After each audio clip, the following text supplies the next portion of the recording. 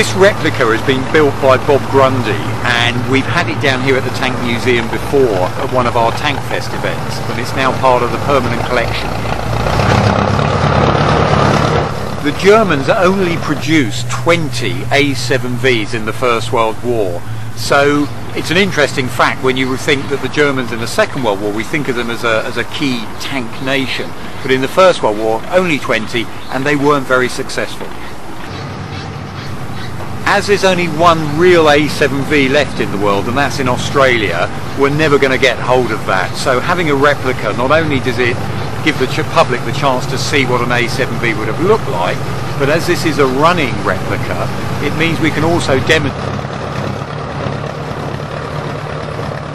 With the 100th anniversary of the First World War, it also gives us the opportunity of recreating down here at the museum that famous first tank versus tank engagement at Villers-Bretonneux. So having these two tanks here at the museums mean we can not only do recreations of First World War battlefields, but the public can see how those tanks were used in those very, very first tank engagements back in the First World War.